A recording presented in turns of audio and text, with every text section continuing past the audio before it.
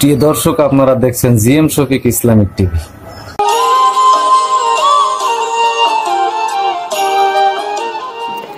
এখন দেখবেন জামাত বিএনপির সাপ্তাহিক খবর। সুপ্রিয় দর্শক, আমি সরাসরি আপনাদের নিয়ে যাব সাপ্তাহিক জামাত বিএনপির খবরে।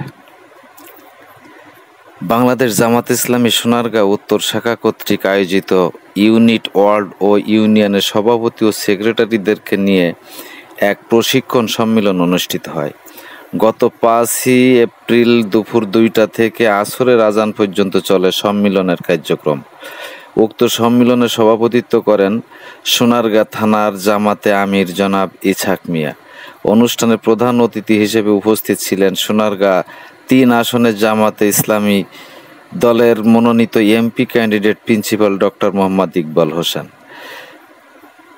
অনুষ্ঠানে দারসুল কোরআন থেকে বয়ান করেন প্রয়াত কেন্দ্রীয় জামাতে আমির আল্লামা দেলোয়ার হোসেন সাঈদের পিএস মোহাম্মদ জাহিদুল ইসলাম।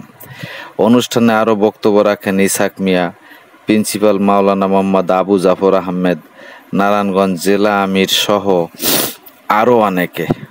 আলোচকগণ তাদের আলোচনায় আগামী 11 তারিখ থেকে 25 তারিখ পর্যন্ত সারা বাংলাদেশে জামাত ইসলামীর যে গণসংযোগ হবে সে বিষয়ে প্রশিক্ষণ দেন। আসরের নামাজের আজানের সাথে সাথে সম্মেলনটি শেষ হয়।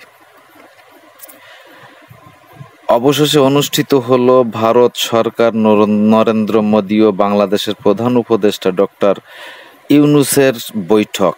ডক্টর ইউনূসের কূটনীতির কাছে এবার ধরাশায়ী নরেন্দ্র মোদী।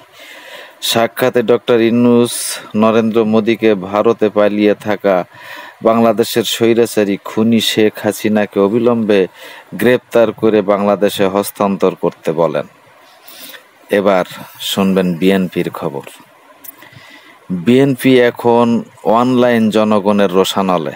দ্রুত নির্বাচনের জন্য যদি বিএনপি ইউনূস সরকারকে চাপ সৃষ্টি করেন, এমনকি রাস্তায় নেমে নির্বাচনের জন্য আন্দোলন করেন, তবে দেশের জনগণ তার দাঁত ভাঙা জবাব দেবে।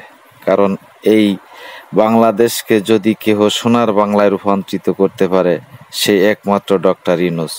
সুতরাং সম্পূর্ণ সংস্কার না হওয়া পর্যন্ত ডক্টর ইউনূস দেশের কর্ণধার হয়ে দেশ পরিচালনা করবেন।